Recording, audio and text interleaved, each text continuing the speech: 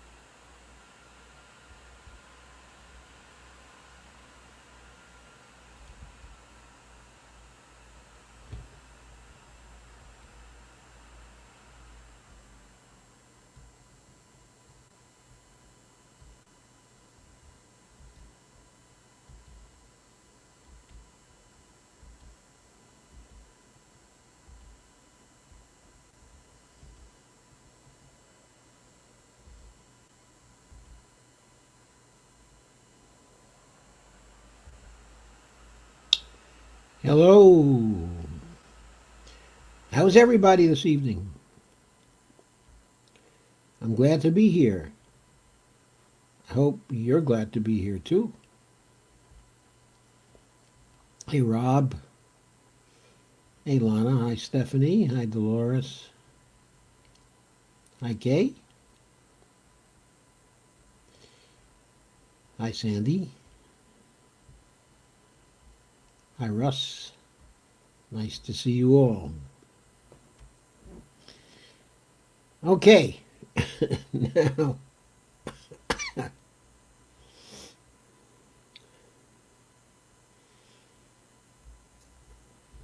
the more I look at the present season,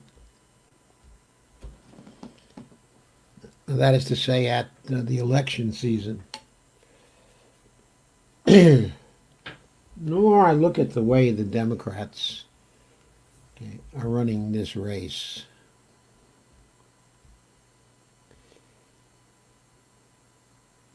it seems to me, and to a lot of other people too,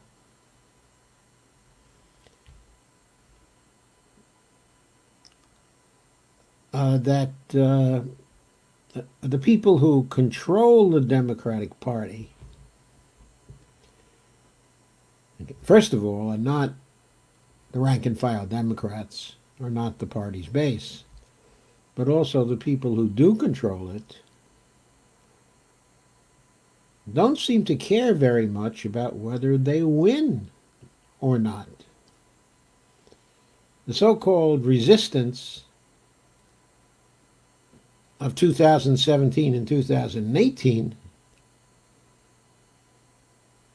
has morphed into a bunch of losers who aren't even running to win. I mean, they clearly don't care if they're going to win. First of all, they all united together to escape a fate worse than death from their point of view, which was to knock Bernie Sanders out of the race. Not because they were sure that Joe Biden was better able to beat Trump. They had to have had doubts about Joe Biden all along because he was performing so terribly in the debates, and there were real questions about his cognitive wholeness, shall we say, about to what extent he had real cognitive dysfunctions. That's been a question throughout this particular campaign. They seem to have, however, united behind him because all the other Democrats in the race had already been shown to run second to Bernie Sanders, and the only one who perhaps was not second after he won by quite a large margin in South Carolina was Joe Biden. So the polls were showing Joe Biden as a pretty formidable candidate following South Carolina. Okay, and the Democrats, critically led by the former president of the United States, who made phone calls, put three other Democrats and put them into a situation where they basically suspended their campaigns and united to endorse Joe Biden on the eve of Super Tuesday. Now, they didn't invite Senator Warren, as far as we know, to join the coalition, or Michael Bloomberg to join the coalition, because what they obviously wanted to do, first of all, with respect to Bloomberg, he was going to drop out when he was ready to drop out, and he wasn't quite ready to drop out on the eve of Super Tuesday. But they probably could have gotten Warren to back them too, but they didn't try to do so, perhaps because they were looking for Warren to draw votes away from Bernie Sanders on Super Tuesday and in upcoming primaries. So what they did is take some critical people out of the race in order to simplify it and to unify more people around Joe Biden, when they knew Joe Biden had substantial weaknesses, and when they knew that Joe Biden was probably not as attractive a candidate, as Bernie Sanders.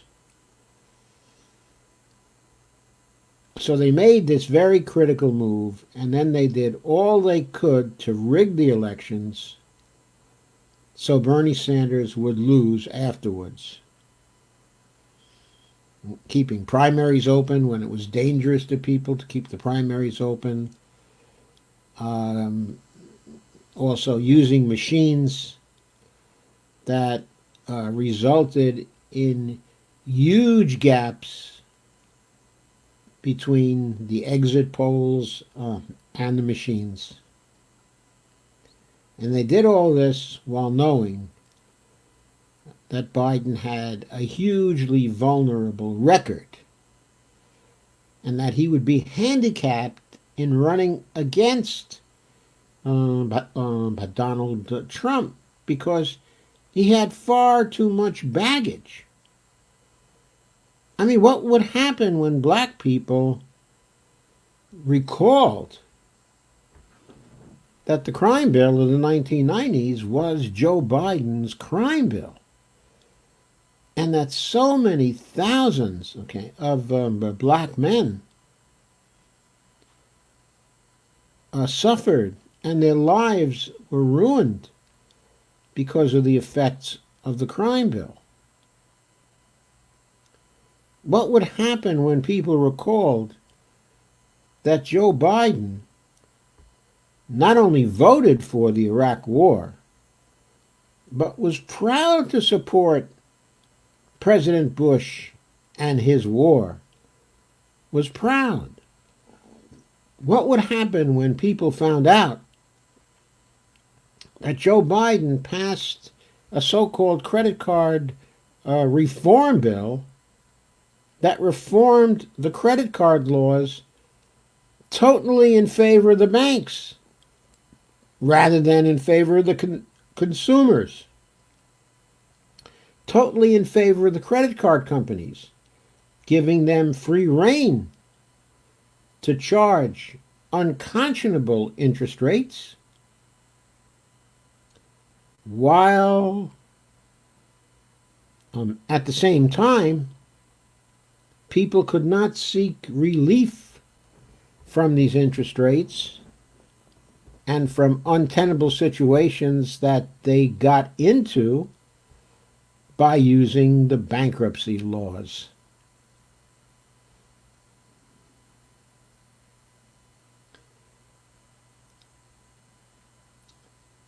So the Dems must have known that people would find out about these things. They must have known that people would find out about the pending rape charges against Joe Biden. They must have known that people would recall the 5 separate occasions on which Joe Biden called for cuts in Social Security and sometimes other entitlements too, such as Medicare program, which people love, and people love Medicare. And here he was calling for cuts, in Medicare too, and Social Security 5 times during his career. And then there, of course, is the Anita Hill case and the treatment that he was pleased to give her in order to get Clarence Thomas on the Supreme Court.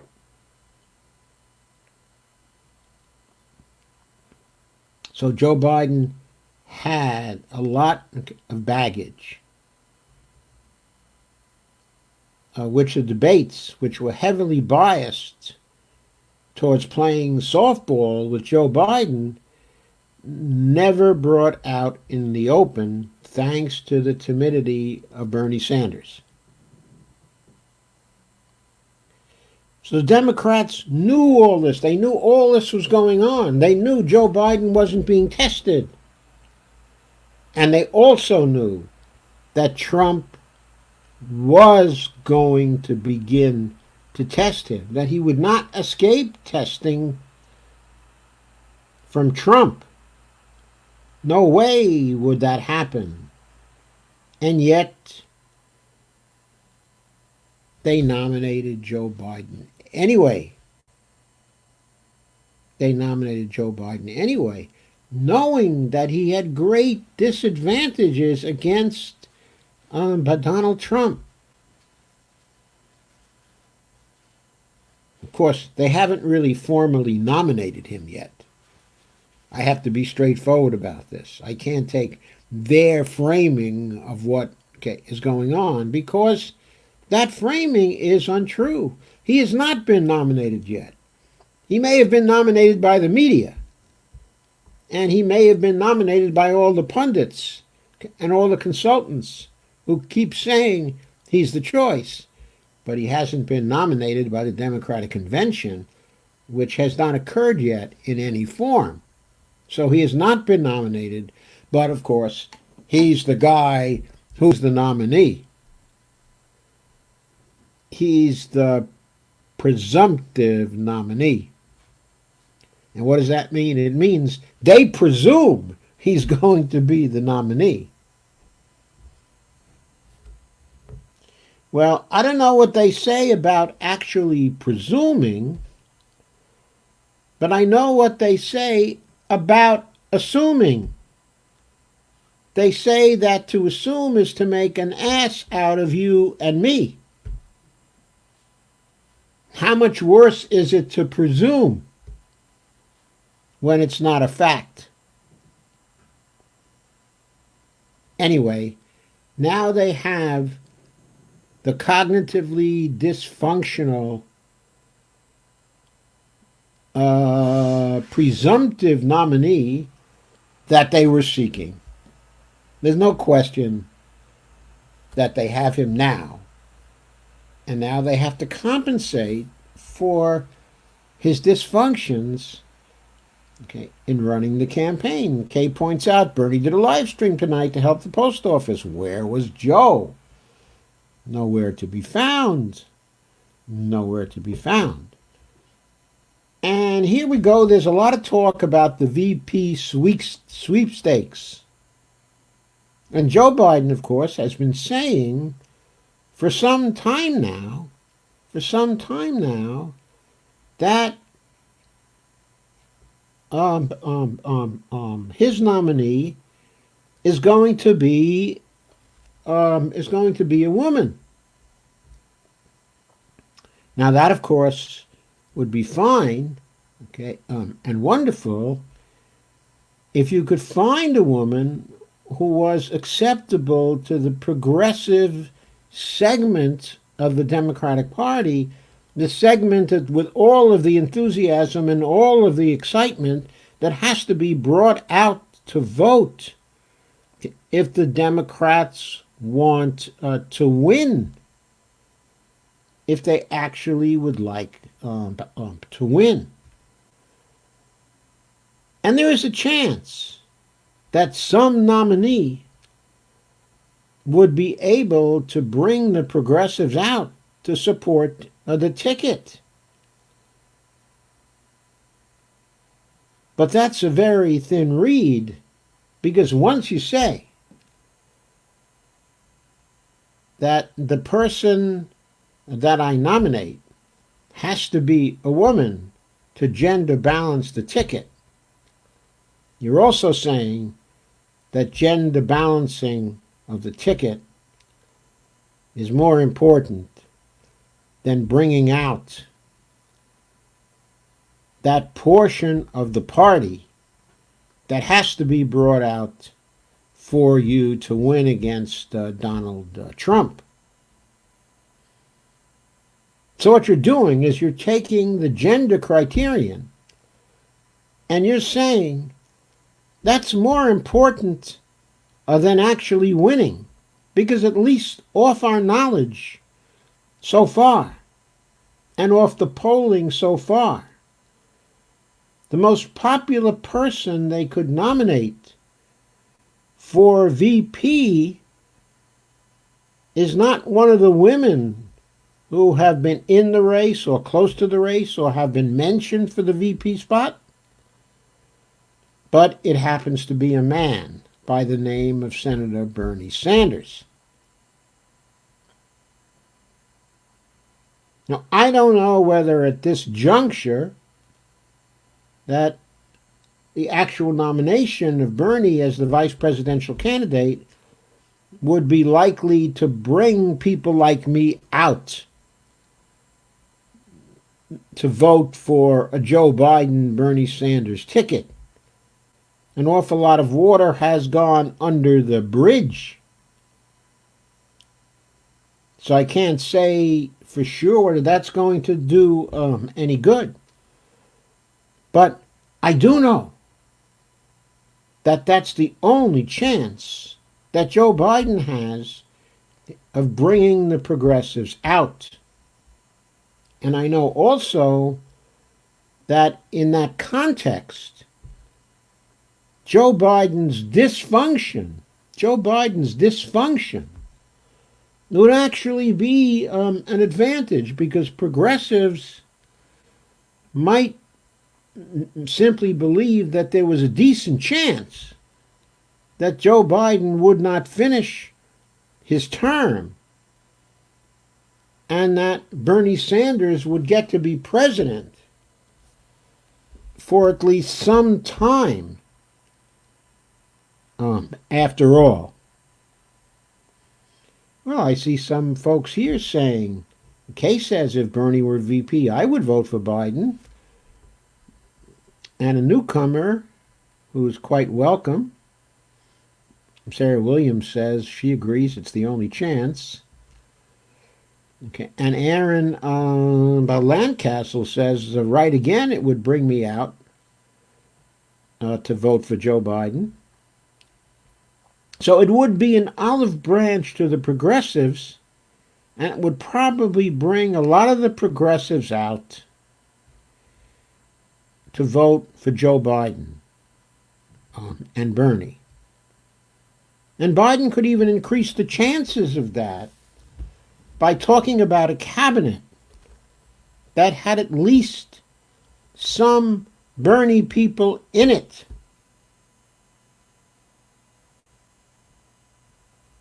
Like maybe Bill McKibben as the head of the EPA.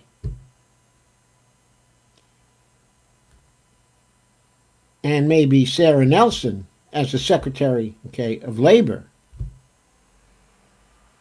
And maybe Stephanie Kelton as the chair of the Economics Council. Yeah, maybe so. Maybe so. Maybe that would bring people out and get them excited. But, to my mind, that is probably the only chance that people would come out. The only chance that people would be likely to come out.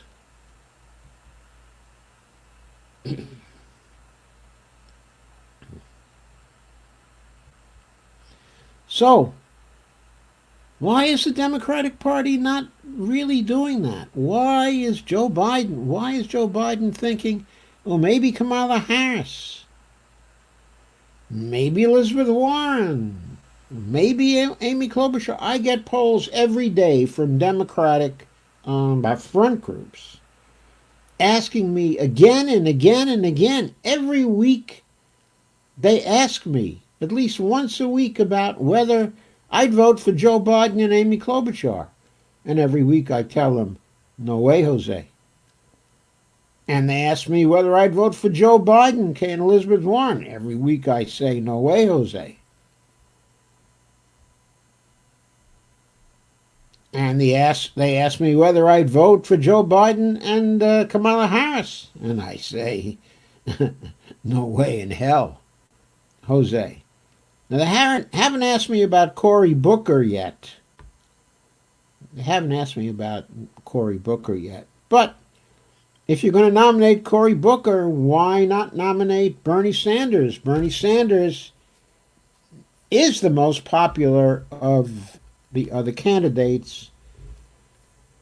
Of course, Joe Biden has said to certain people already, he has said to certain people already that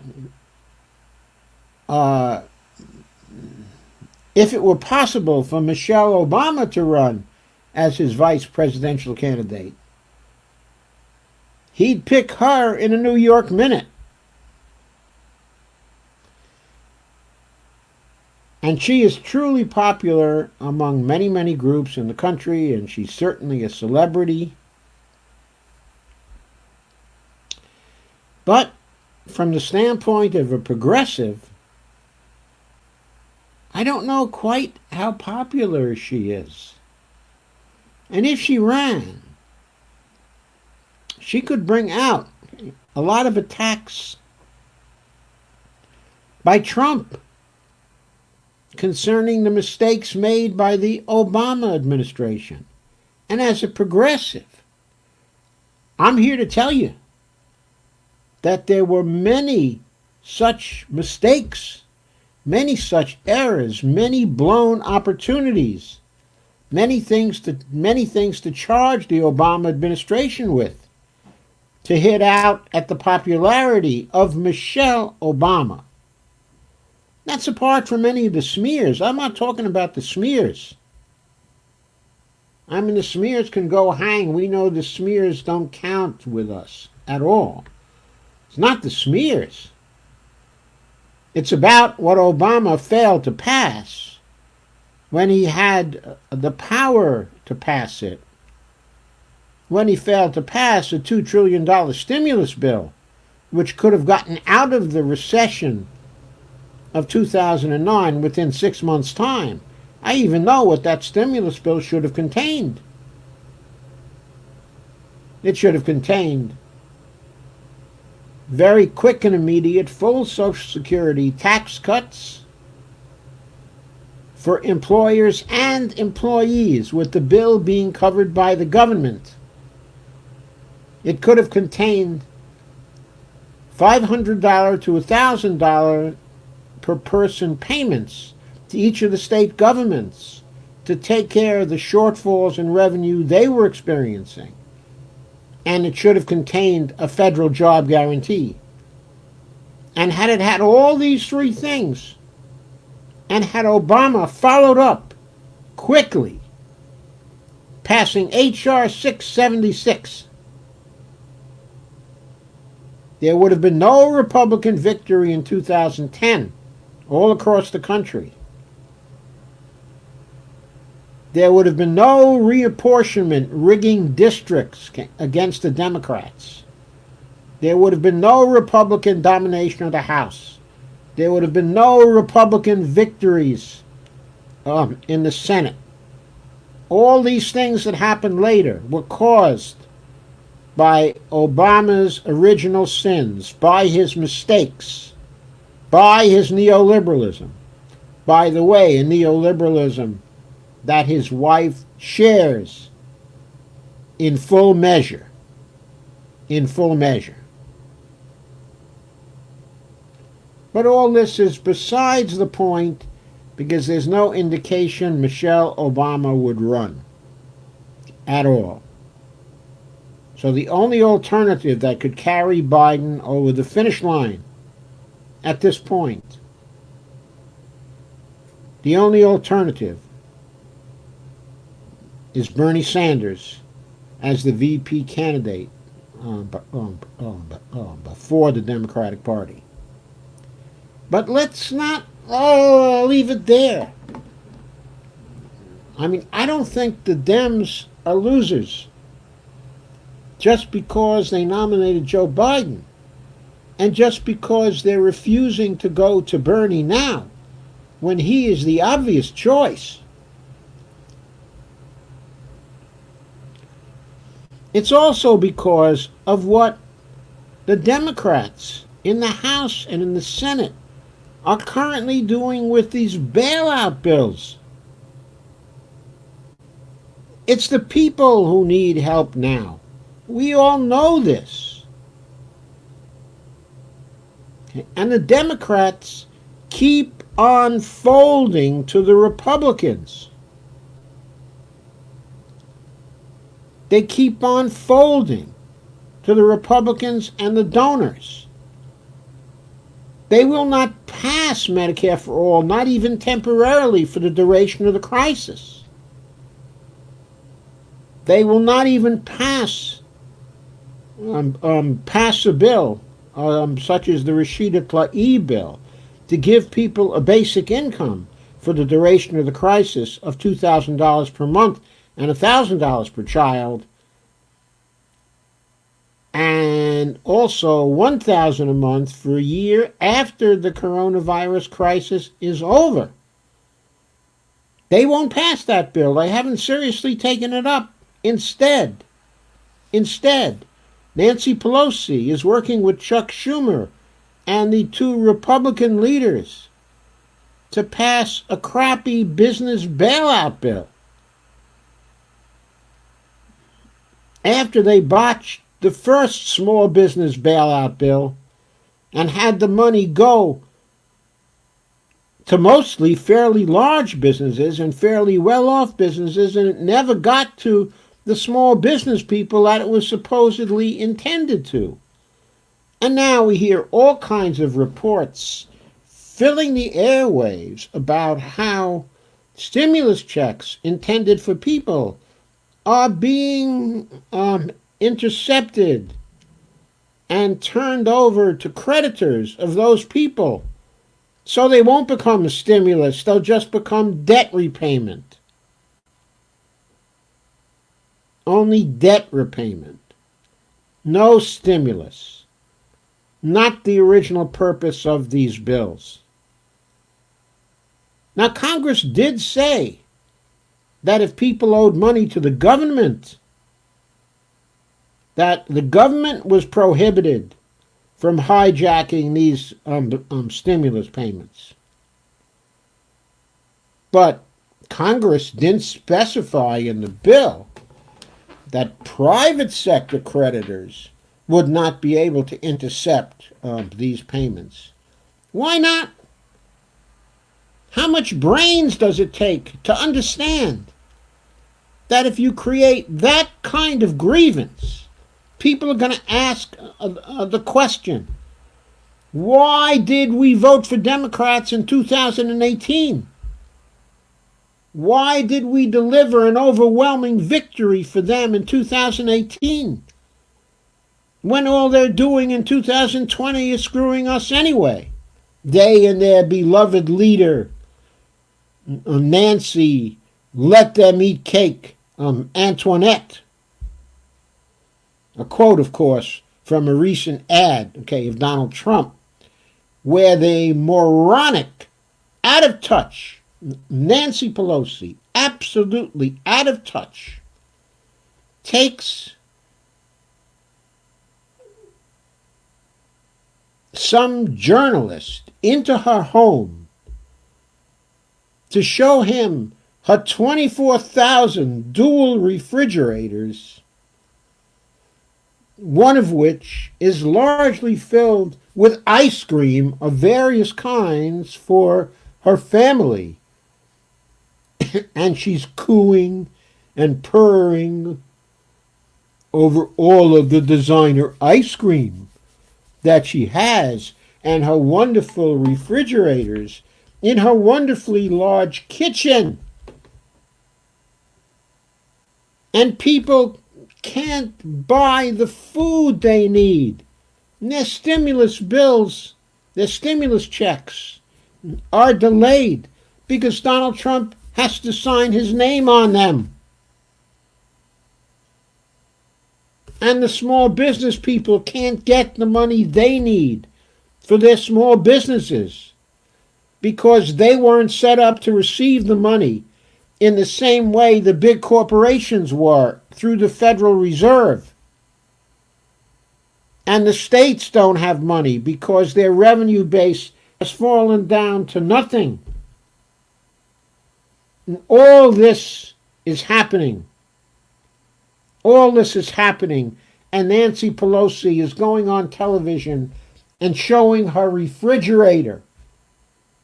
And Donald Trump is running ads against the face of the Democratic Party.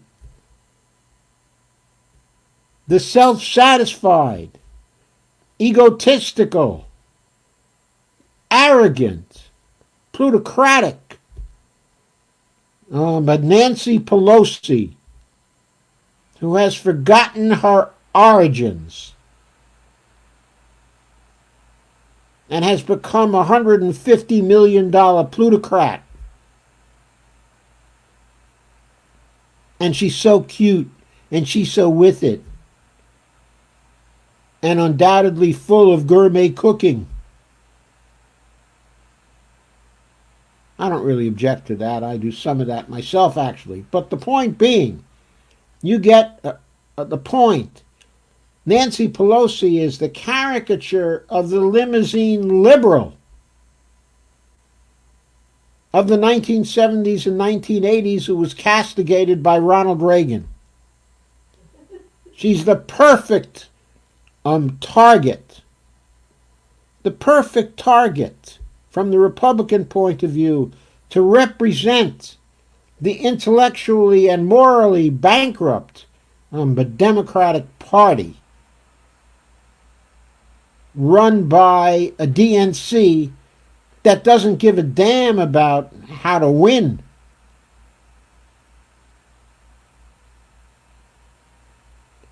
She works with the Republicans to put through bills that bail out the largest of businesses, that bail out the rich, and that fail to bail out the people who are bearing the brunt of this economic side of the coronavirus crisis, and also bearing the brunt of the health side of the crisis, as well. And she says And she says, I just don't know what I'd do if ice cream hadn't been invented. Chocolate ice cream, chocolate ice cream. That's what she has to say about it. That's the legislation she and Chuck Schumer are passing. What better legislation to persuade people that they should not vote for Democrats down ballot? That they should not vote for Joe Biden? And what if Joe Biden pulls in some high-class cackling chick like Kamala Harris?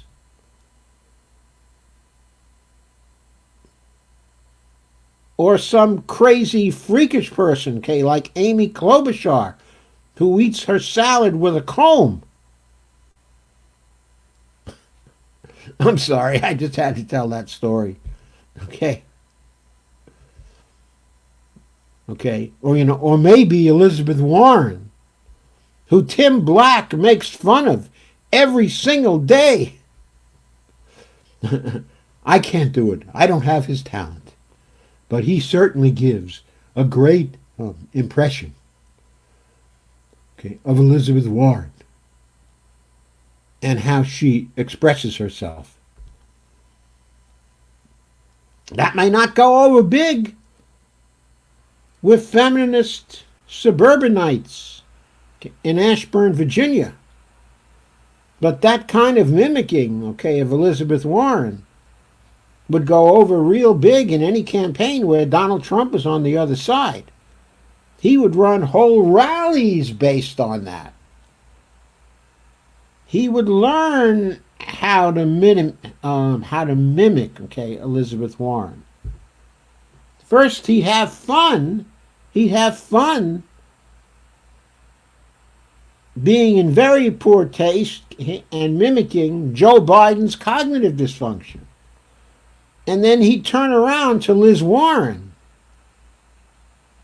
and make her look totally crazy. And Steve Wolfbrand gives his war cry, she's a man, she's a man. Who's a man? Oh, I forgot. Okay, it's Michelle who you think is a man. And Aaron Lancaster says, for a man, she's kind of hot. And Steve says, not that there's anything wrong with that. Anyway, okay, the point is, both would be subject to the standard kind of campaigning as name-calling that Donald Trump excels so well at. There's such a thing as candidates, okay, who match each other. Sanders matches well with Trump. He can give as good as he gets with Trump. And don't worry, Bernie would get real personal with Trump. He wouldn't get real personal with Joe because he likes Joe. They've been in the Senate together for a long time. And I guess when he first came into the Senate, Joe Biden was one of the few who would talk to him. Or so the story goes. So he likes Joe, and he likes Jill. And he didn't want to hurt the Biden family because they've had a good deal of suffering lately with the loss of Beau Biden. So he pulled his punches on Joe Biden. He thought he had Joe Biden beaten after Nevada. And after that, even before that, most of the campaign, he pulled his punches. But he was more competitive in some of the early states. And then he backtracked because he thought that Biden was down for the count, I think. And he made a grievous error. And then, of course, he got out making an even more grievous error. But that's not what we're talking about here tonight. We're talking about how the Democrats are currently working with the Republicans in Congress to absolutely devastate the bailout and to make sure the public views the bailout again, as they did in 2009, as a bailout of the wealthy, as a bailout of the corporations, and as a screwing of the people. And if you don't think this didn't have anything to do with the Republican takeover of the House and the grievous defeat suffered by the Democrats in 2010, then I've got a bridge to sell you. That's what it was about. That's what the Tea Party was selling. They were selling that the major parties, the establishment in the Republican Party and the Democratic Party as a whole, they both sold out to the rich and the privileged. And the Tea Party, as reactionary as they were and still are, they were running on a populist message. And that was a big part of the reason why the Republicans won in 2010. And Nancy Pelosi and the Democrats made it clear that they were going far away from populism, that they wanted no part of populism, that they were establishment all the way. And they lost in 2010, and pretty soon they lost the Senate, and then they lost the presidency in 2016. All the while letting the Republican Party play populist. Trump was only the capstone to that. How did Trump win in 2016? He ran to the left of Hillary Clinton. He ran to the left of her on trade. He ran to the left of her on economics.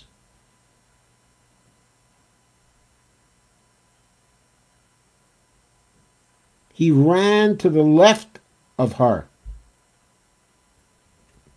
That's how he won.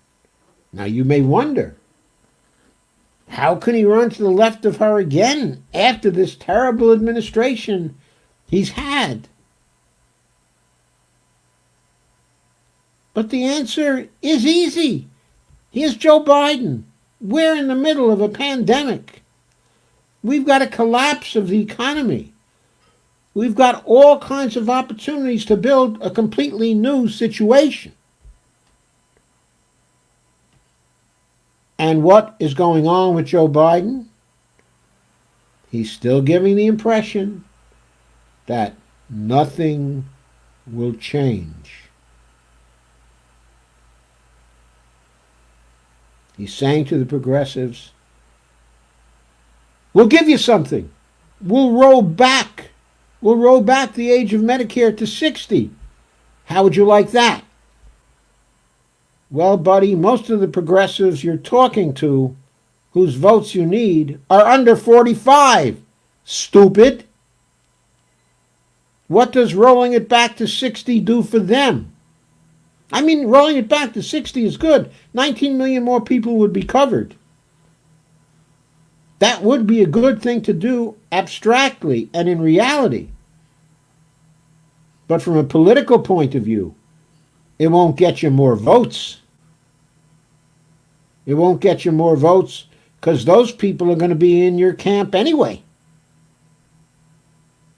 Just because they hope that you'll preserve the Medicare that they're looking forward to getting at age 65.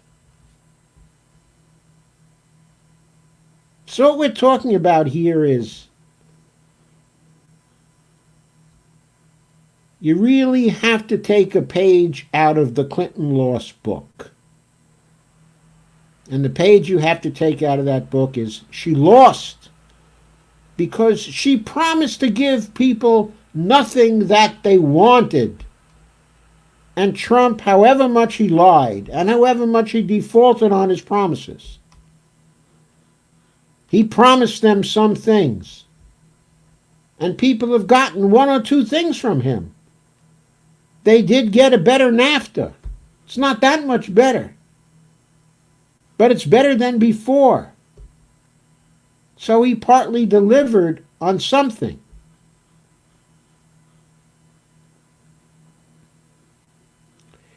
He also had a better economy. That wasn't his fault.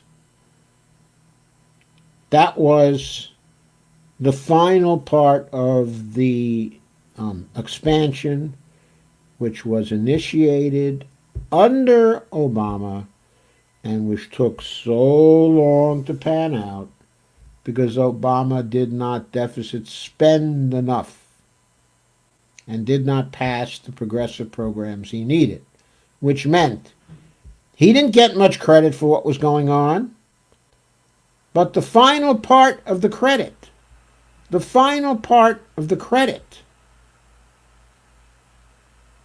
went to Donald Trump for Obama's economy. I mean, you think Trump did anything to drive the unemployment rate down to 3.5%? It was already going down there. The Clinton economy acted the same way. Until, of course, it tanked because the bubble burst. Trump's bubble would have burst as well. Why do you think there's a bailout of big business going on right now? In some cases, like the airlines, it was because they really tanked. But in many other cases, it was because they were on the ropes because their financial bubbles were bursting. And just like in 2009, they needed a bailout. And Mitch McConnell knew it. And he was going to deliver that bailout to them. And that's what he did with the help of Nancy Antoinette and with the help of Chuck Schumer, Wall Street Chuck from Brooklyn.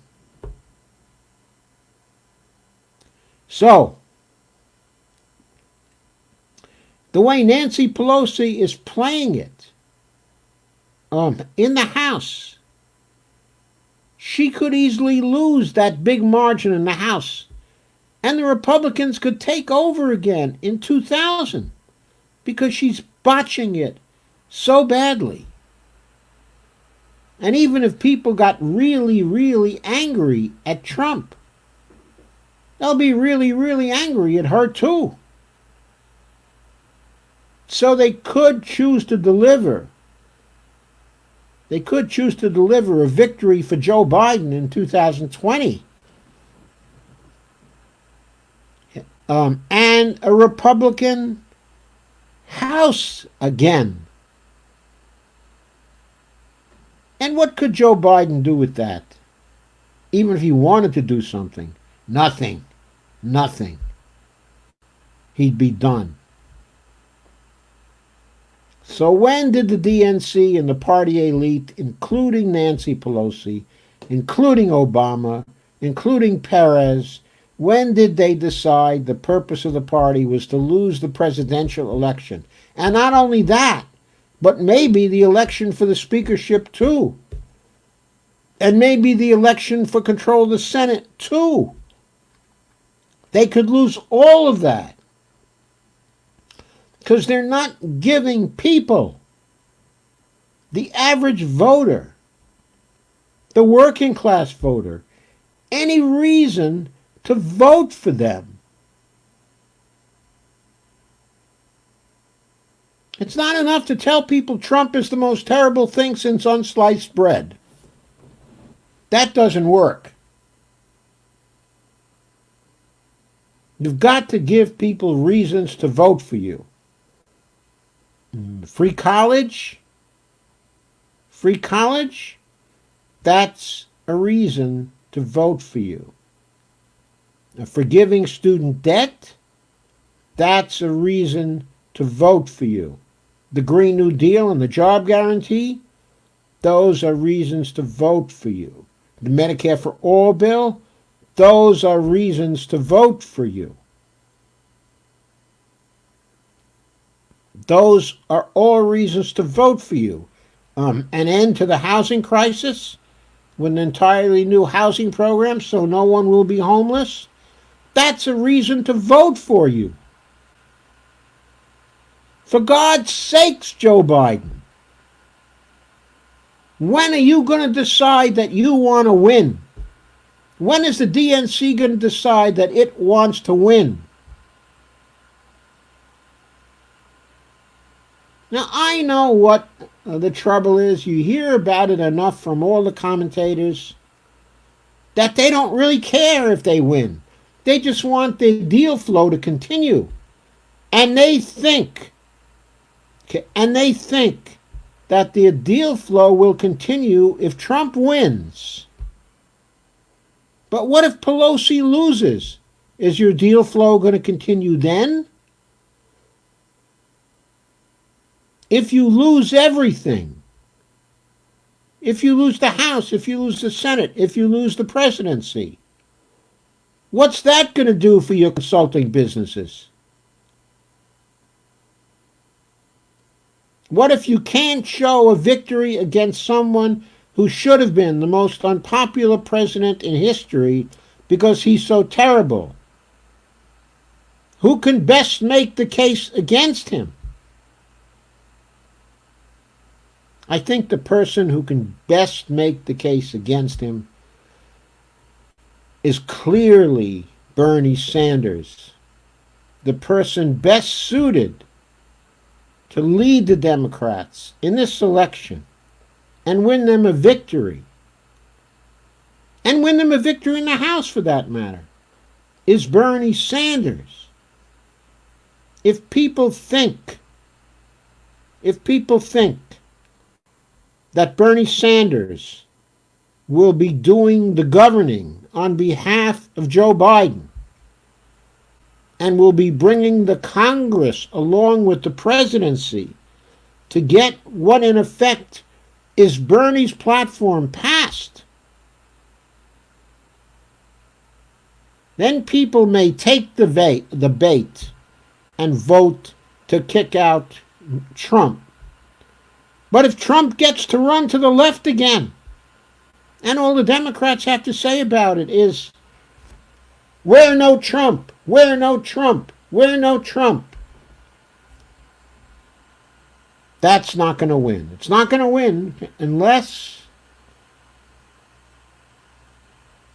the crazy things that Trump is still doing result in something like 500,000 deaths by election time.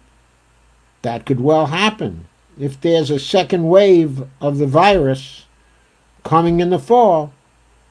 And if that second wave hits in September, and October, and people start dying left and right after they've already sustained something close to 60,000 deaths. Now notice, the deaths are still going on. They're still going on. We're close to 45,000 deaths now. It won't be long till we're at the 60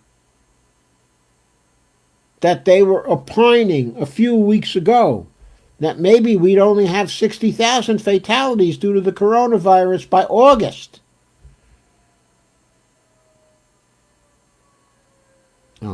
At the rate we're going, we may just get there by the end of May. With the fall and a possible second wave to look forward to.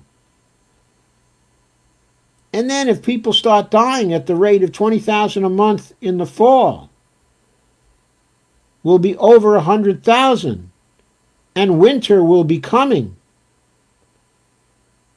And we're all going to be scared shit. And then probably,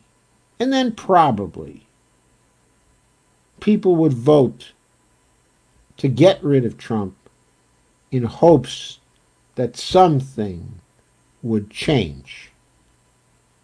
But I'll tell you, they'd feel a lot better about doing that if Bernie were the vice president and if he were running out there getting the government organized with good people to fight the second wave of the COVID virus crisis.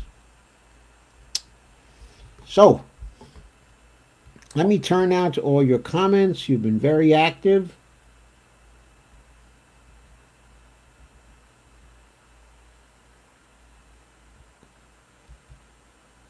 And I'm very grateful for that. And with so many of you here tonight, I suspect I have a lot of shares. And that's true. Looks like at the moment I have 191 shares. Thank you for that.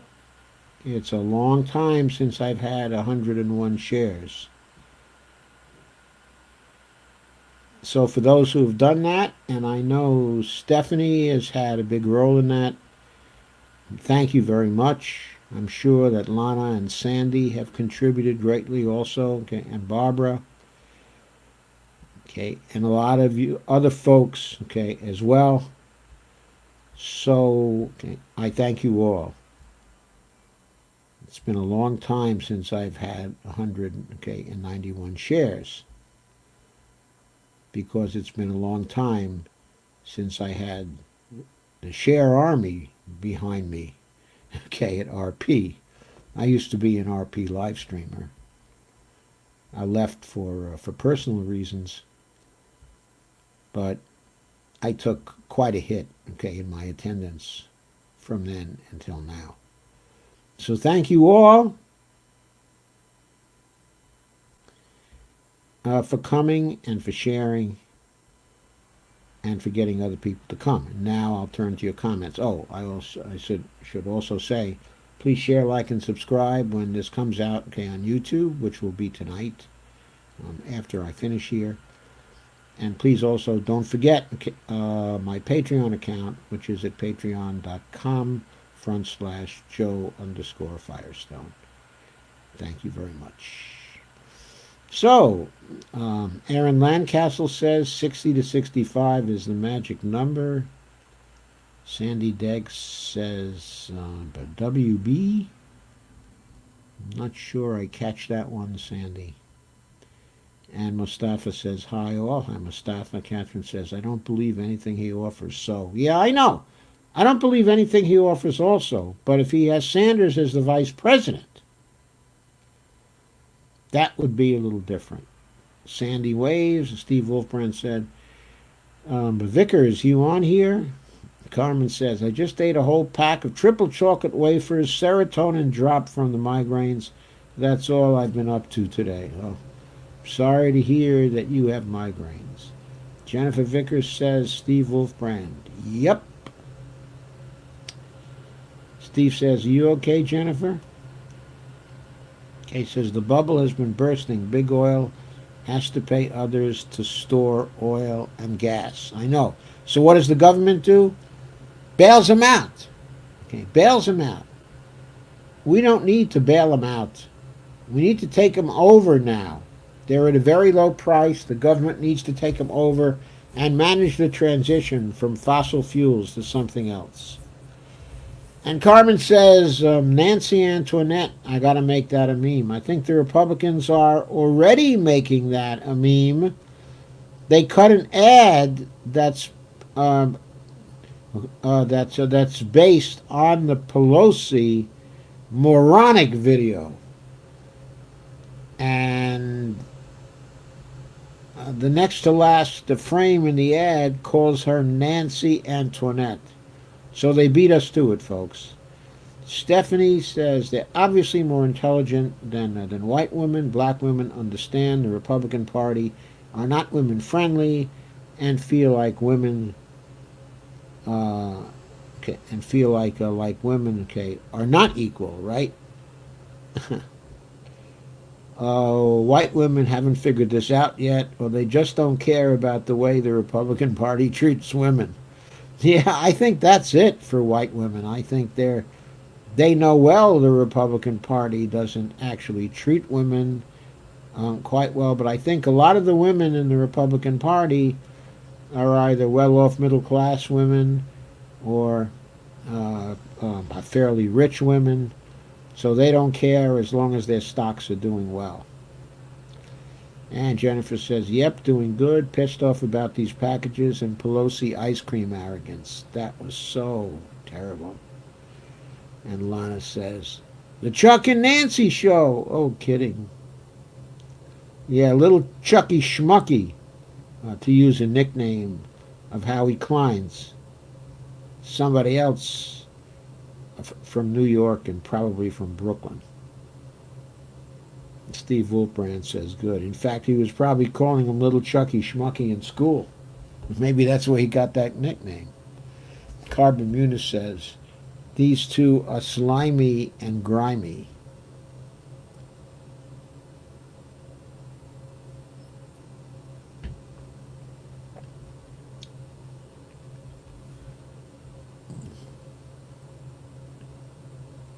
Aaron Landcastle says, turns out being rich, cruel, and out of touch doesn't work when you're trying to cast yourself as a defender of ordinary working people. Yeah, they ought to go to the Republican Party. That's where they belong.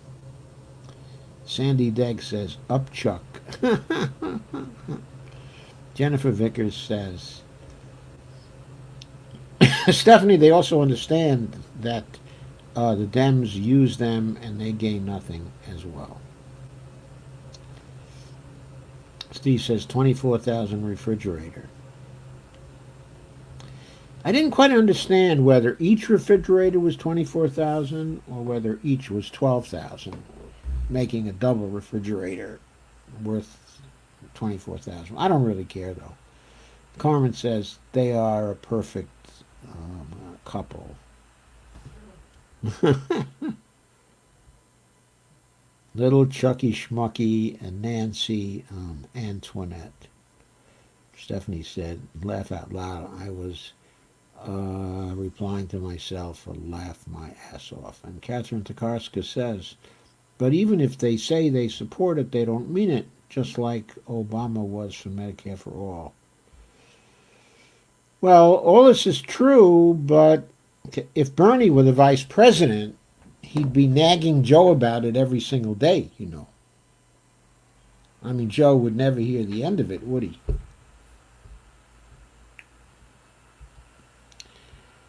And if he never heard the end of it, we would probably get some concessions on it. He'd probably do some pushing. And maybe Jill would do some pushing. Who knows where Jill stands on that? Jill might be considerably to the left of where Joe is. Aaron says, exactly what AOC keeps touting. I don't support this, etc. And then voted yes on stimulus bills. I think AOC is going to vote no on this particular stimulus bill, and that she's going to do so in a very visible way. Nikki says, I want the whole damn party to lose. Barbara says, without question, so do I. I really have no use for the party anymore. I have no use for the party anymore.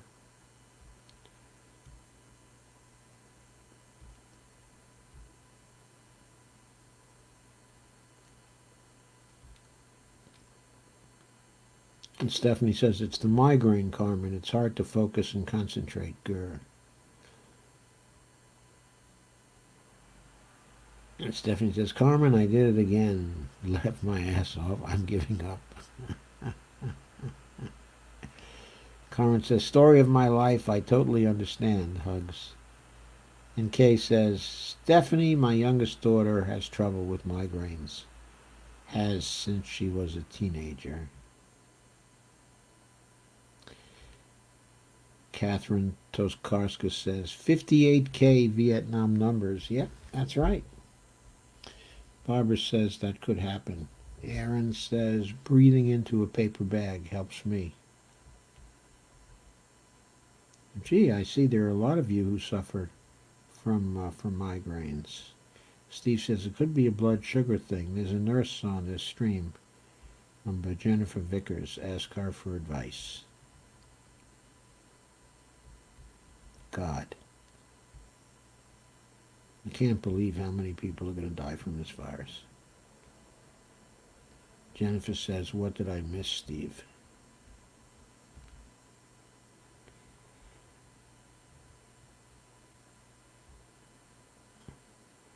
But Sandy, am I allowed to put my Patreon, okay, in the links? I thought there was no advertising of that kind allowed unless I actually pay for an ad. I've been operating under that impression. Anyway, so if you have a different impression, then let me know. I'm pretty sure I cannot do that, okay, on YouTube, and that I cannot put that, okay, in the links. But again, if I'm mistaken, please correct me. I would love to know that I can put the Patreon link in my description. That would be handy dandy. And then I'd have to mention it even less than I do. Carmen says you're on fire. I'm always on fire. Jennifer says, could be so much cheese, wine, barometric pressure changes, but sometimes Benadryl helps. We used it in the ER with 2 other meds. And Lana says, don't forget the Patreon. Stephanie says, you're very welcome. I don't mind being your share army. Thank you, Stephanie. But I also have a few other good sharers who have been doing a very good job for me. So thank you. You're certainly stepping it up a lot, but also I want to thank everyone who shares as well. Steve says, if you didn't already know, New York is contemplating the removal of Bernie Sanders from the ballot. Yeah, I know. I've thought about that, and what I think about it is this. Here's my take on it. Bernie still has a lot of money left over from the campaign. If he has the campaign write a lawyer letter to New York State, the relevant people, okay, in New York State, he can easily point out that even though he suspended his campaign, he's still running for president, he's still collecting delegates, and his suspension of his campaign is not equivalent to a withdrawal of his campaign, and that they have no legal right, therefore, to remove him from the ballot. The bill they passed, okay, in this respect, is too vague, and it doesn't give them any precise criteria that justifies their removing Bernie from the ballot. Now that's the fact. What they have in there is some vague thing that if somebody stops their campaigning. But if Bernie's saying he's still gathering delegates, and if he's still keeping himself open for the convention, collection of delegates for the convention, then as a legal matter, he's still continuing his campaign, even if he's mostly staying home because of the virus.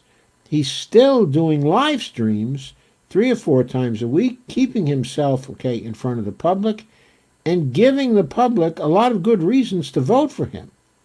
He's coming over much better than Biden, since the campaigns have basically had to shut down due to the virus.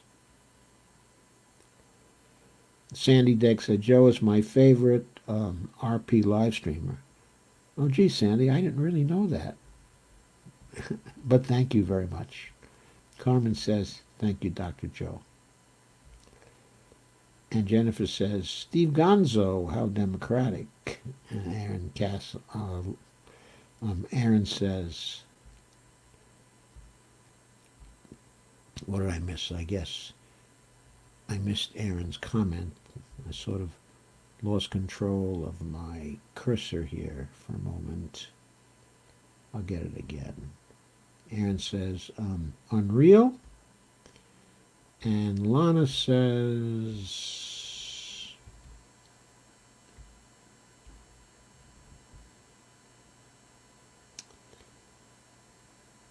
Sandy reminds me again to put my Patreon in the links, please. And Stephanie says, anyone who wants to get together and create a share army, and you can message me, and we can create a thread, okay, on Messenger so we can coordinate. Oh, won't that be fantastic? Thank you, Stephanie. Nancy Antoinette, I love that too. It's so apropos. It is so apropos because they did the same freaking thing in 2008 and 2009. They failed to bail out people, and they gave all this money to the big businesses. That was so awful. It made me so angry at the time. And I remain angry. All these years, I know what Pelosi's all about. Steve says, Jen, he reads all the comments at the end of his show. Yes, I do. I try to, anyway. Stephanie says, anyone who wants to... Oh, yeah, that's it already. And Carmen says, Bernie as VP could hide Joe's Viagra until Joe gives us Medicare for all.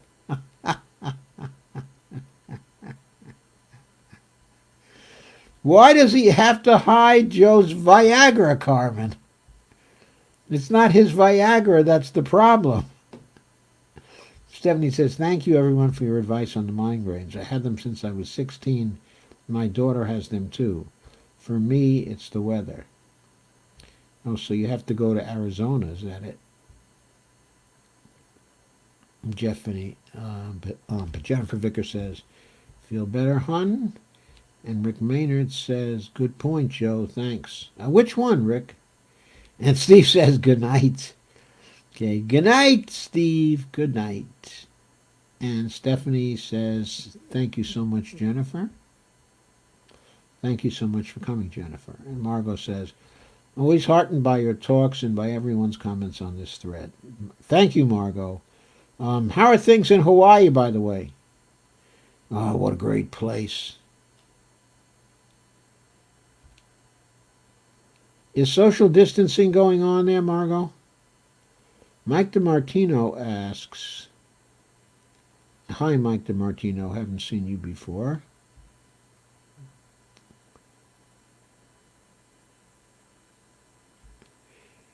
When do we go after the companies that control our government?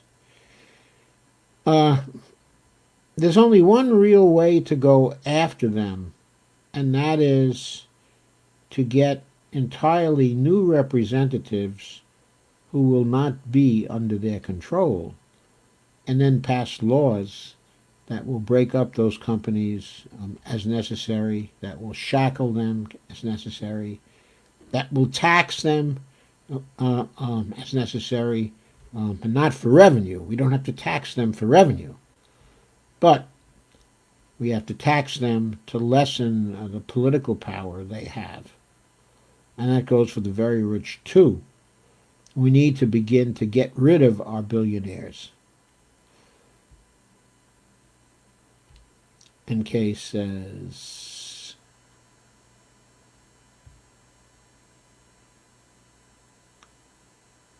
I've been hearing about a car strike May 1st, okay, or May Day.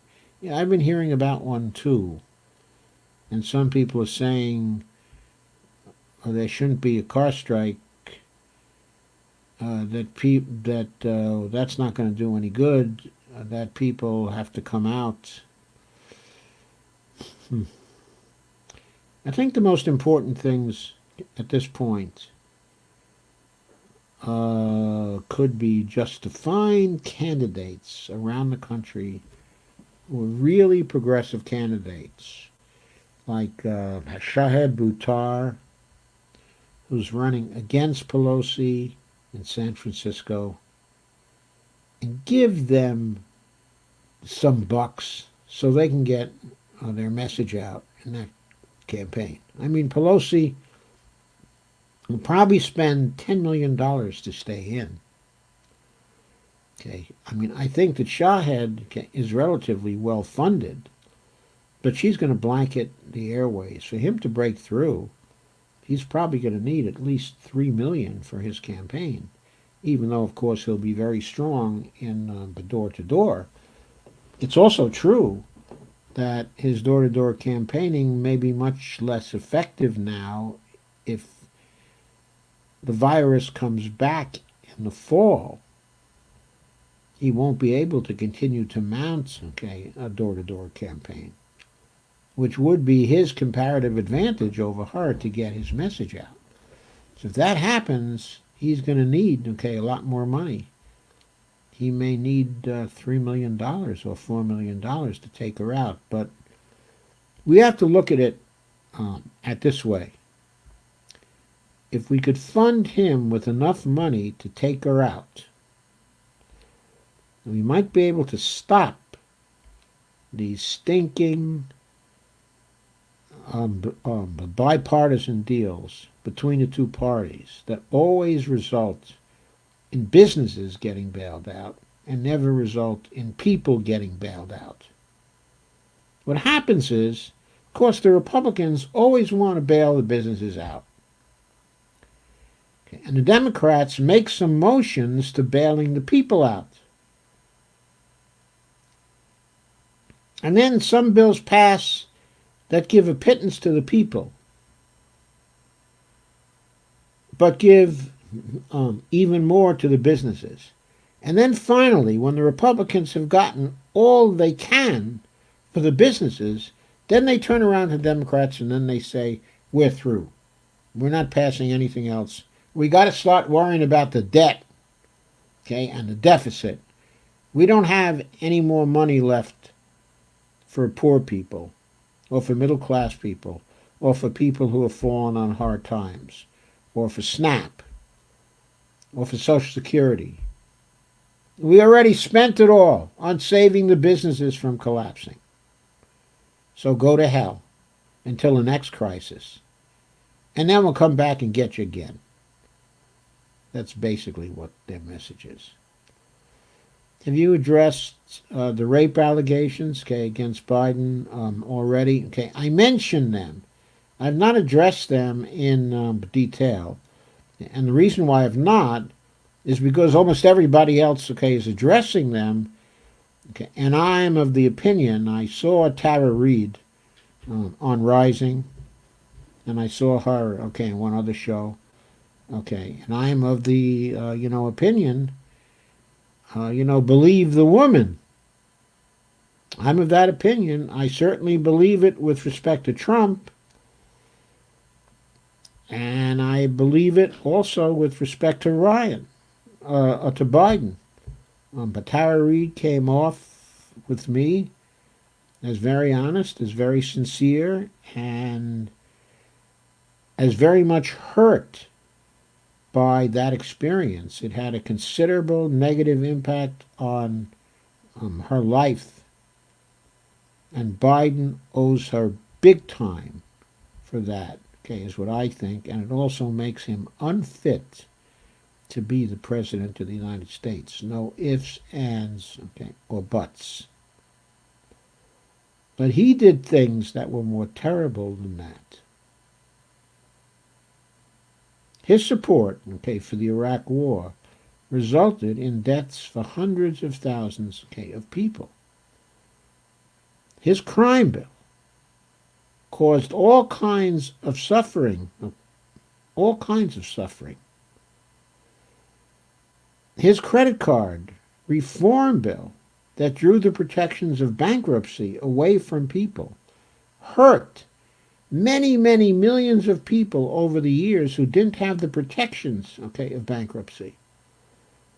All those things he did were truly terrible things. And the rape allegations, they're just another terrible thing which makes him unfit to be the president. Even one of these things would have made him unfit to be the president. He was unfit to be the vice president, too. Obama picked him because he wanted votes from conservative white people. That's what was going on there.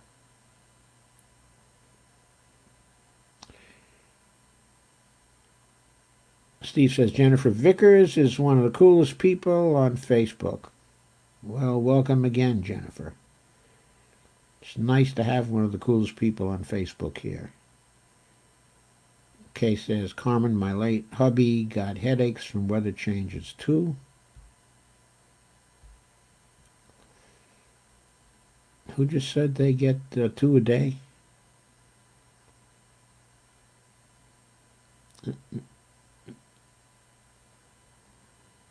Scientists still say weather is not a cause. It would be great if we could find out what the cause is, because so many people suffer from it. Stephanie says, I always love this show, but tonight's show is on fire tonight.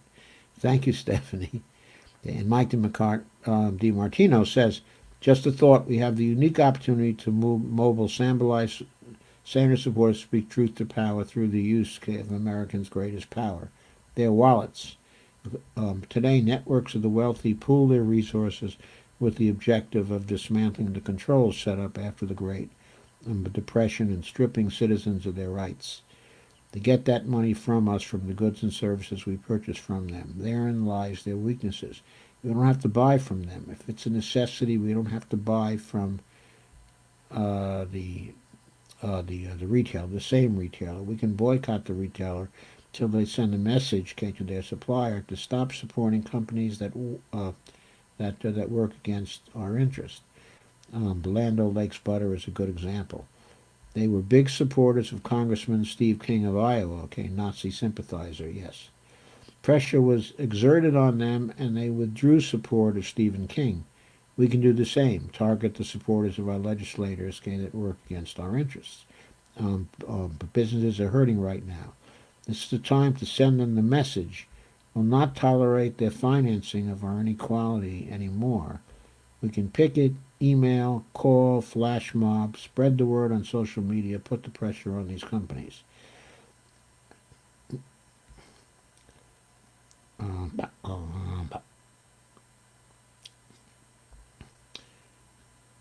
That's right, Mike. We can do all of these things, and I heartily endorse everything that you are saying here. This is the time we can use our economic strength, what economic strength we still have left, to take these kinds, of activist measures.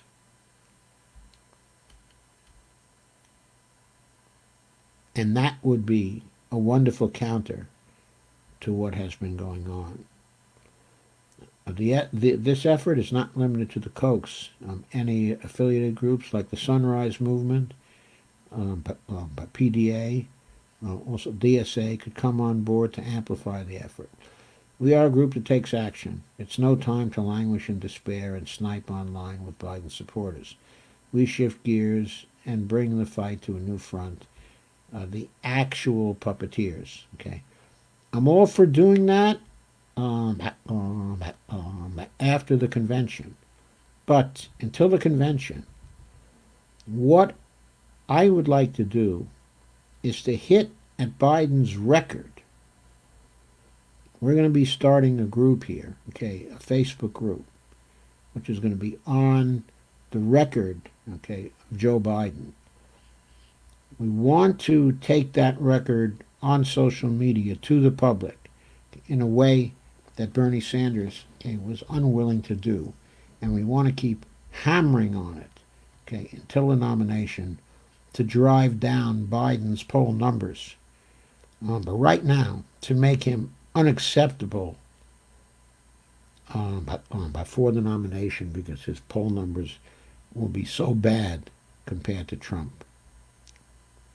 We want to show the Democratic Party that they cannot nominate anyone without our support for that person on social media.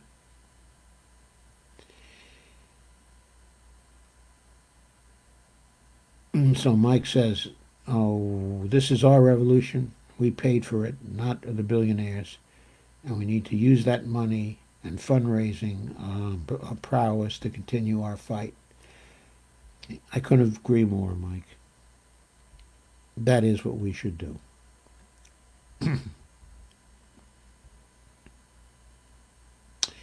Jennifer Vickers says,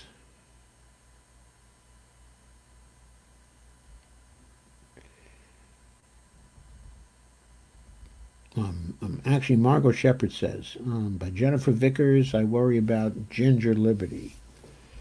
I sent her in by 95s and gloves. Jennifer says, I like Paula too. I always murder her last name. Yeah, Paula Jean Swearingen. It is Swearingen.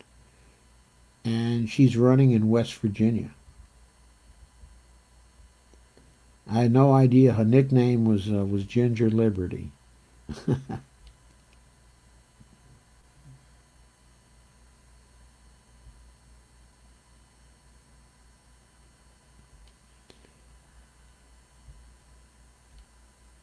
And Sarah Williams said,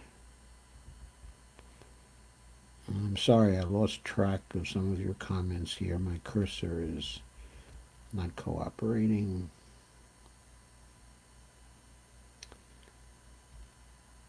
Somebody said something about worrying about the rigging in the Pelosi election. I worry about that too. It would be silly not to worry about it.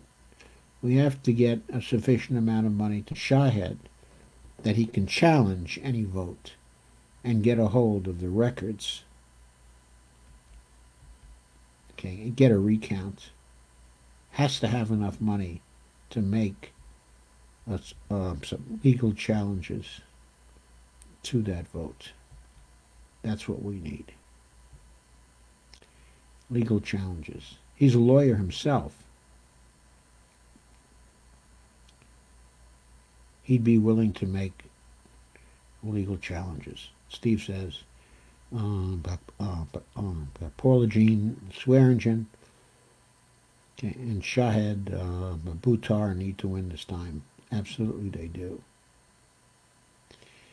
Okay, so Nikki says, but did you see that another anonymous victim has come forward? No, I didn't see that. I should think that just another person, if they go public, would be enough to put him out of the race. I would hope so. Anyway, this is ridiculous.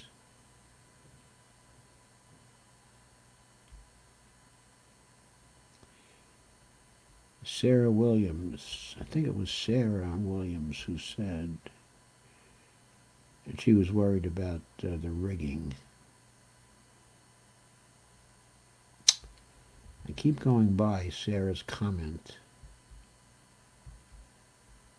This is my curse. I worry about rigging on the Pelosi campaign. Yeah, so do I, Sarah. But as I said, we need to get enough money to Shahed that he can get some lawyers working on a recount. Whatever the count actually looks like, he needs to sue to see the records, and he needs to get a recount. He needs to fight it to the end, because they'll do everything they can to cheat him out of it. And they'll have control of the machines in his district. He won't. Okay, says Sarah, but voting all over this country is a damn joke at this point. It certainly is. You have to get to the point where you can count the ballots. Sandy says, you might be in Facebook jail because now that Biden is the candidate, groups that embrace him will report you. I went through my groups and found which ones are Biden bros, and left them.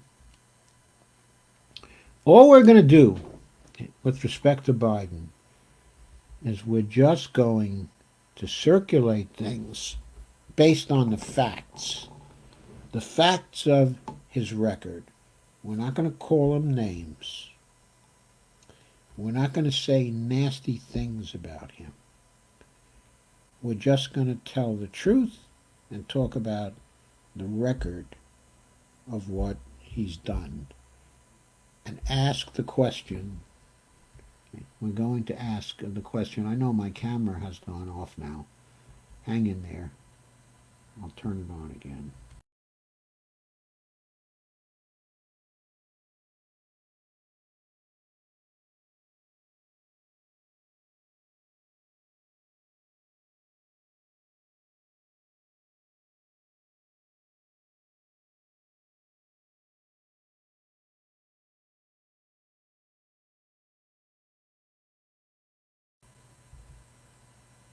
Sorry, sometimes the camera goes south and there's a little slip, but I think you could probably hear me until maybe 20 seconds ago or 30 seconds ago.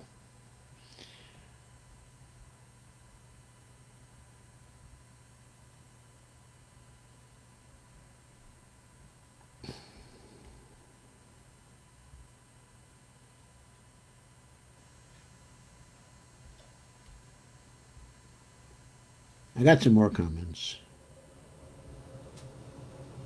And Carmen says, I know when the pressure tops 29.9 that migraine hell is on the way. How interesting about the weather station. So you were a real weather girl and it was raining. Oh, wow. Yeah, Paula Jean's terrific.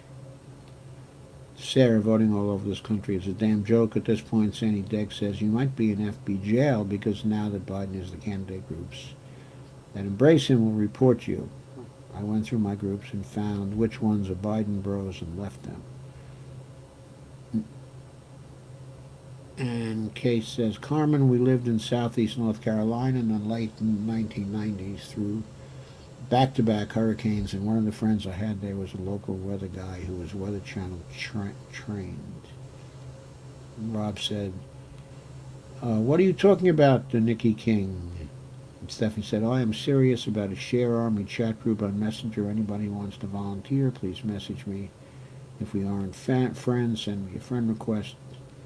Stephanie Smith by Udy, or you can email me Steph by 36udy at gmail.com.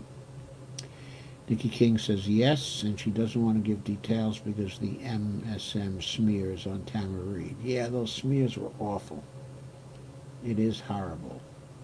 People can really pay a price for telling the truth. Okay, so Nikki said, yes, I shared the story on my page.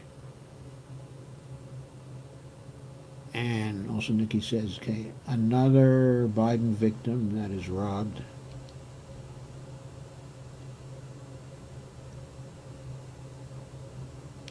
Steve says, your show is growing, D. Yes, I've noticed lately, and that's thanks to you guys. I mean, I'm doing the same thing, I think, but you've been doing a great job of sharing, and so my streams have been growing. I know it's hard to watch my streams because they're so long, but okay, I really do appreciate it. I like the long streams, okay, because I like to I like to spend time exchanging with you. This comments time is very valuable for me because I see what bothers you and I can match it with what is bothering me. Okay, and I can understand much better. It makes me a better streamer, I think. Kay says, yes, Carmen, the storms were scary as hell. But that weather friend taught me what I needed to know about it. I had a wildlife habitat, okay, in our acre there. And he said, when the bigger birds leave, it is coming right at you.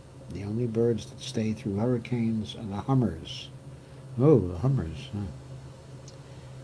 And Steve says, Stephanie, okay, send me a friend request. And Sandy Degg says, I like Ginger Liberty.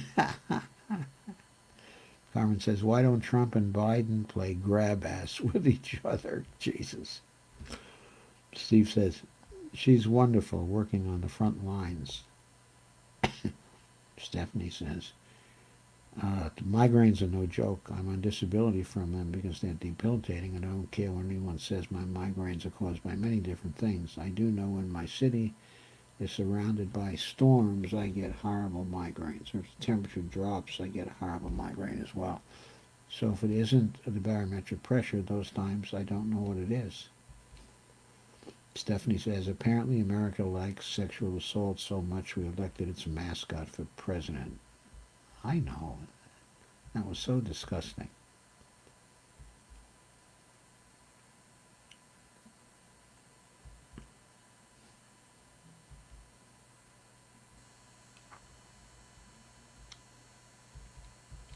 Somebody suggested CBD oil may be worth a try. Steve suggested that.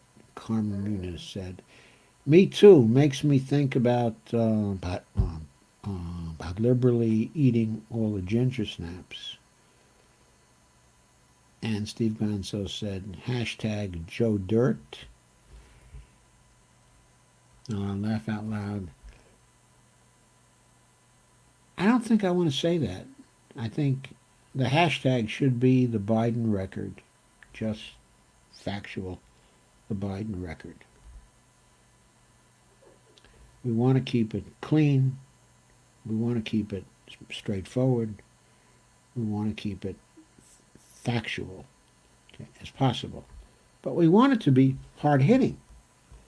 But no name-calling and no labeling. Just what did Joe Biden do during his career? What has he done? Sandy says the Biden bros don't like any articles about his past screw-ups. Too bad for them. Too bad for them. Steve says your channel is growing. Some very good people here. I know some great people here, including you, Steve. Has anyone heard of Jordan Chariton? Is feeling better? I haven't heard, but he was on today with a report on Flint. So he may be feeling better. I haven't had a chance to look at the report, but I hope he's feeling much better. Okay, and Nikki says, I like the comment reading too, Joe. Thanks, Nikki. And Jennifer Vickers says, my first time viewing, you all seem smart, caring, and forward-thinking. Sandy says, I like the comment time as well. You teach, not just comment. Thanks. I try to teach. I used to be a professor at one point.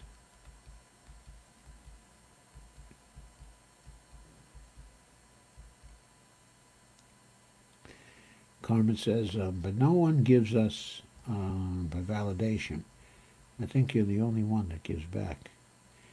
Well, don't people get some giving back from Jamarl Thomas or from Nico House? Okay, it seems to me they take a lot of comments too, don't they?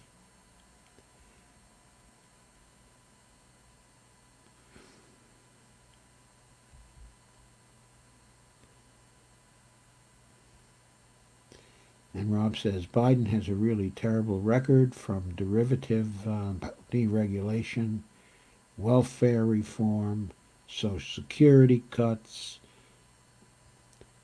also Medicare cuts, overturned Glass-Steagall Act, deficit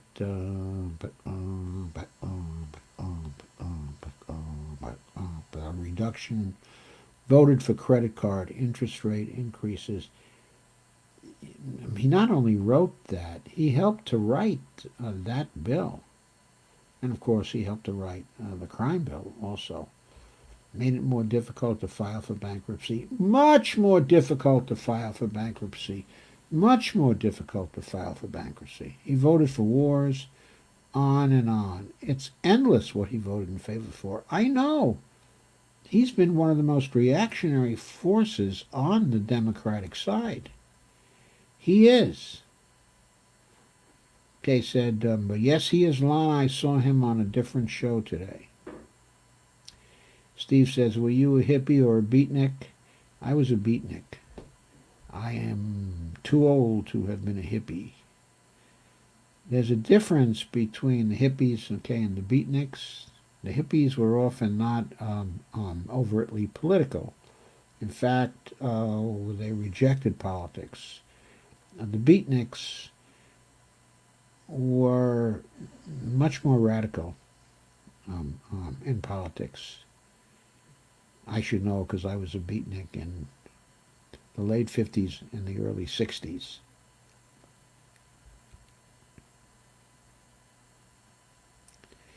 Stephanie says, I'm going to make lists of groups where I see the admins okay our posts and groups that people have liked our show, and I can use the list to show where it's safe to post.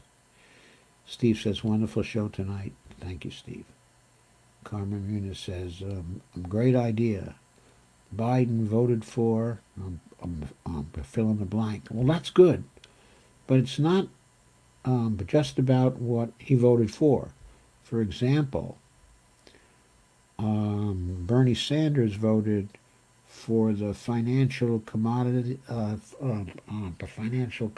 Modernization Act, the FCMA, in the year 2000, which greatly spurred the whole derivative and credit default swap industry and essentially created the gambling casino, which was the thing that caused the crash of 2008, the main factor behind causing that crash. Okay. So Bernie voted for that bill, and Biden voted for that bill. But Bernie voted for that bill because it was tied to something that he had to vote for. He was then forced into a situation where he had to vote for that bill or shut down the government in 2000 because the Clinton administration worked one of those plays on it. But Biden was one of the active supporters of that bill. So it's not simply a question of who voted for that bill. It's a question of who supported it, who worked for it, who tried to get it passed in the year 2000. And Biden did, because Biden was a creature. He was a creature of the neoliberals. Steve said Jordan is feeling better. Great. Steve said Bador and Sheraton interact. Yes, they do. Lana said, good idea, Stephanie. They do super chats. Yes, they do super chats, and they do, dialogue in the context of the super chats. But if you do it in the context of the super chats, then it's not free for people to comment. And I don't think I want to do it that way. Okay. Our audiences, but generally speaking, are not so well off. And I don't want to take part in trying to get as much money away from people as possible. I'd like people to go to my Patreon account, and if they can afford to do something there, to do something there. But I don't want to have a continuous mechanism on my chat that creates a situation where people have to pay money to participate. I just don't like the idea of that. Kay says, way more expensive to file for bankruptcy now. How much does it cost to file for bankruptcy now anyway, Kay? I have no idea, and I don't think I'll be filing for bankruptcy, but you never know. Steve says, Doc, have you ever done psychedelic drugs? No, I have never done any psychedelic drugs. I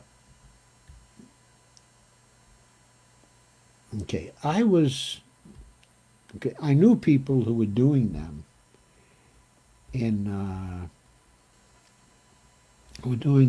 just after I got my PhD. I went to work at my Cornell Aeronautical Laboratory. I was doing peace research there, as a matter of fact. But anyway, some of my friends there who were psychologists were experimenting with psychedelic drugs. But after observing them and seeing what they did in the way they lived, I decided that I didn't want to do that I wanted to keep my mind clear. I've always been, a very analytical person. I've always valued, my thought processes. And I've never had a problem with imagination, as far as I know. So I never felt the need to do any psychedelic drugs. In fact, okay, I don't even do um,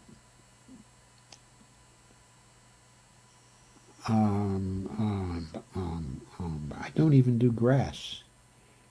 Okay, I've never done grass. That wasn't a defining characteristic for beatniks. In other words, one could be a beatnik, okay, and not be involved in either smoking or psychedelics, okay, or anything like that. Russ Gorman says, it's time for me to call it a night. See you again soon. Thank you for coming, Russ. And Kay says, not true, Joe. I was a hippie and we were way into politics. Will be 50th anniversary of the Kent massacre, May 4th. Okay, Kay. Okay, Kay. That's just an observation of mine in order to tell the difference between the two generations, the Beat generation, okay, and the hippie generation. I was thinking more of the Haight-Ashbury people out in San Francisco. They seem to me to not be involved, okay, in politics in the same way we beatniks were. When we started SDS, okay, in the early 60s, it wasn't started by hippies. It was started by beatniks. But anyway, okay, that's, your experience, and I'm sure it's just as valid, okay, as my experience, Kay. Steve says, Dora discussed with Chariton's hashtag Flint documentary just dropped on the 20th. Yeah, he's been working on that for some time. I bet it's terrific.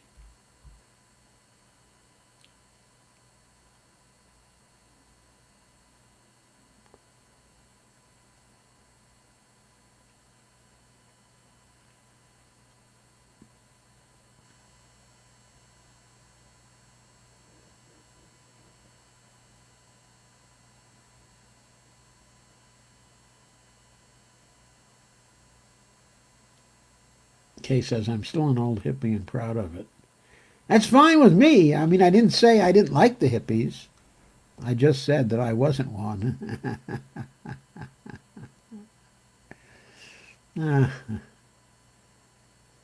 Steve says, sleep well, brother.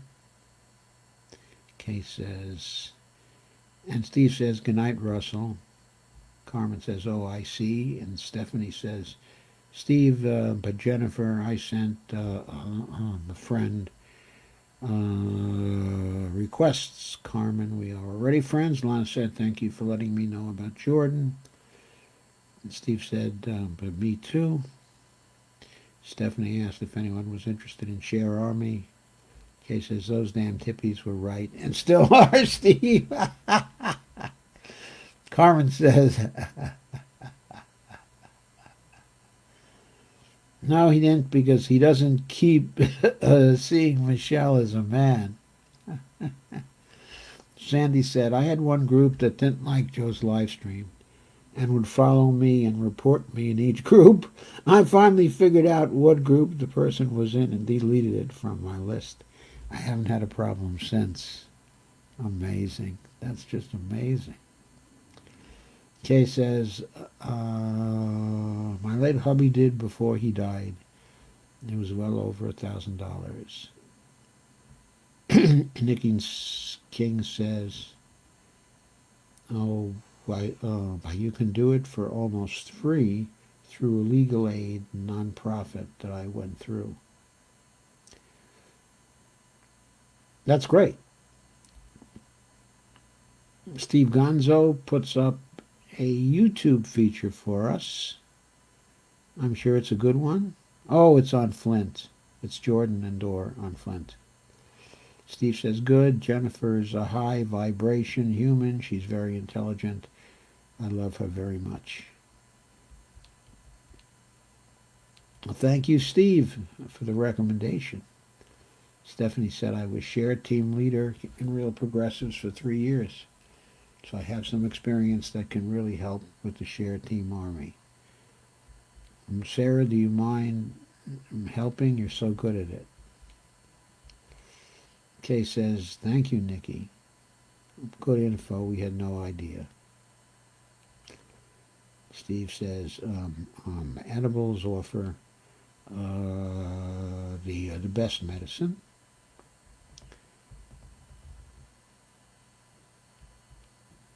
And Kay says, I smoked pot before I drank.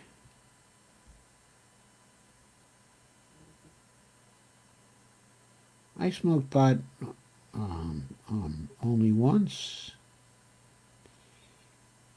and it didn't have any effect on me. It was strange. I probably was, negatively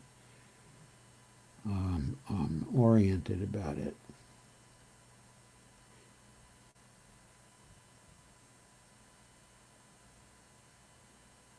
And Nikki said, here is a link in case anyone needs it. They were wonderful, and I like to pay it forward. Thank you, Nikki. Steve says, the oil's the best. So Kay says, well, many old hippies turned into yuppies after they got their college degree and went for the money. I hate them. Carmen says, beatniks snapped their fingers instead of clapping. They were totally before their time. Some of the beatniks became very famous. Thomas Pynchon, for example, and Richard Dick Farina. They became famous authors. I think that Pynchon has won the Nobel Prize at one point. J. Kirk Sale was a notable journalist for some time. I don't know if he's still around. Oh, yes, and also Nina Simone. I kind of think she was a beatnik, too. And Stephanie says, Steve, I cannot wait to get to know her better, and you too. Steve says, I was a hippie, but we loved the beatniks. I read all Jack Kerouac. So did I. And I read Allen Ginsberg, too. Lana said... That Nina Simone. Yeah, she did this. Yeah, she did this. Yeah. And Lana said, strictly CBD oil for me. The THC in pot makes my heart break.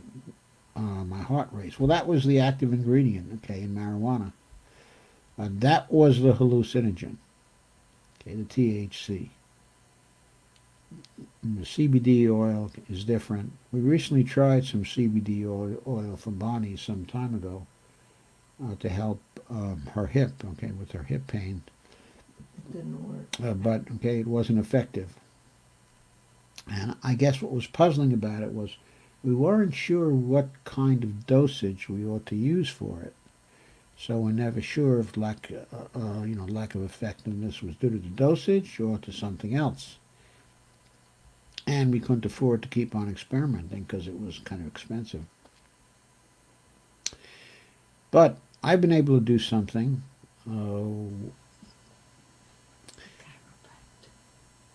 The chiropractor taught me to pull Bonnie's leg in certain ways, and that helps her a lot in the mornings.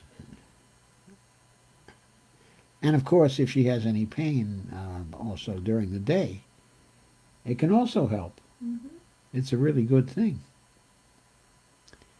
That, of course, is only one of the things the chiropractor was able to do. He's been very effective. But we haven't been able to go to him now since the shutdown. So I guess you must have missed about 4 weeks by now, right? I miss him. Yeah, so do I. It was really fun to go over there. And we were friends with all the people there. It was kind of a social time to go to the chiropractor, So Jennifer Vicker says, Steve, I've read much of his work, but I'm a Gen X granola. Oh, wow. Stephanie says, good night, loves, sweet dreams. Thank you, Stephanie. Good night to you.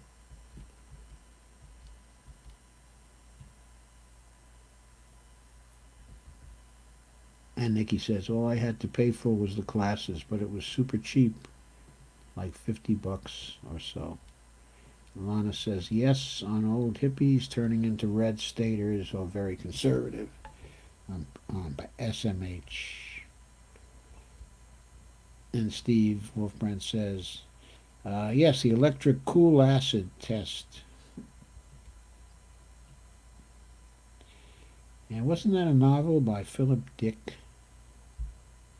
Philip K. Dick, a great a science fiction novelist. Carmen says, thanks for the advice. I was thinking about getting some edibles. Lana says, I love CBD. Lana says, my go-to is Charlotte's Web. It's pricey, but worth it. Charlotte's Web. Maybe Charlotte Web. Maybe we should try it. I'll look them up. Steve says, variances in temperature releases multiple different cannabis attributes. And Steve says, you're just pulling her leg. Laugh out loud.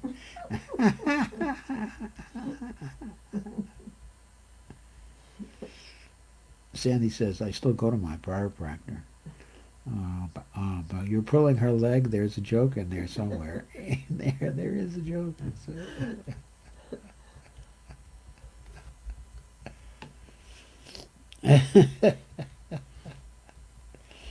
Sandy says, I still go to my chiropractor. And Kay says, my old neighbor got shot at Kent State and he was just trying to get to class.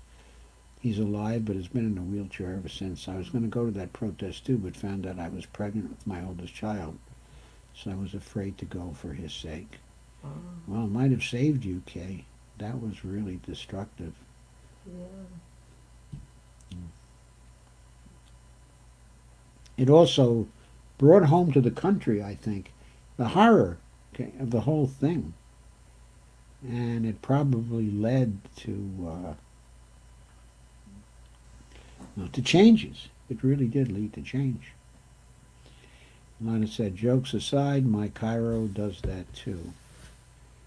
And Steve says, you're just pulling her leg. Laugh out now.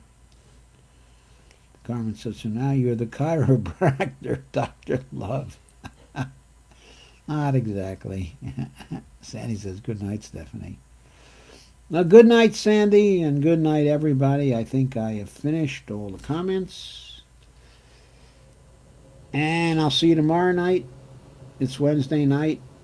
We'll have a good show, okay, Wednesday night. Thank you for all the sharing tonight, and thank you for all the comments, and thank you for the laughs, and thank you for the fight.